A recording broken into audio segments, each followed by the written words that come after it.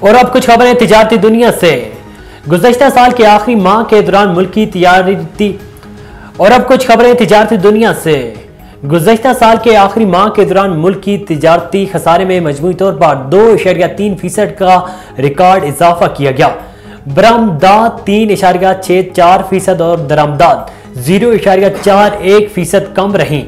इदारा शुमारियात के मुताबिक माहाना बुनियाद पर दिसंबर में मुल्की बरामदात 2 अरब 30 करोड़ 40 लाख डॉलर्स हैं, जबकि दरामदात 5 अरब 16 करोड़ 10 लाख डॉलर्स रिकॉर्ड की गई।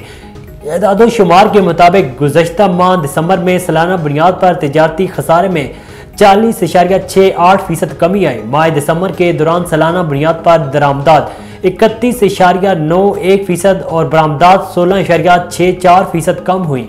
गरीबों के लिए पाकिस्तान महंगा तरीन मुल्क बनने लगा। दिसंबर 2022 में महंगाई की शरह 0.8% इजाफे के साथ 24.50% पर पहुंच गई। इदारा शुमारियात के मुताबिक दिसंबर 2022 में महंगाई की शरह 24.50% रही।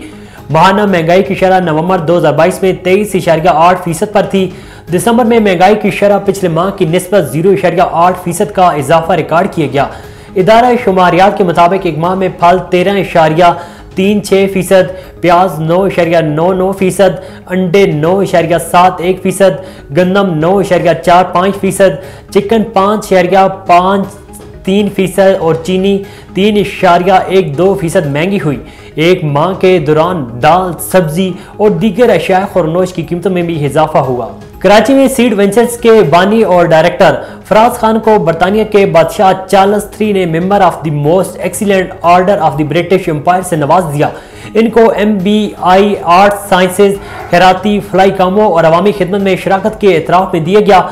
पाकिस्तानी कारोबारी शख्सियत फराज खान को पाकिस्तान और बरतानिया के ताल्लुकात को मजबूत बनाने के एतराफ में MBE से नवाजा गया। फराज खान कराची यूनिवर्सिटी और लिंकन यूनिवर्सिटी से ग्रेजुएट हैं। फराज खान सरमायाकारी के माहिर मुसन्निफ और अवामी स्पीकर हैं। इन खिदमात में उनके पास 25 साल से ज्यादा का तजर्बा है।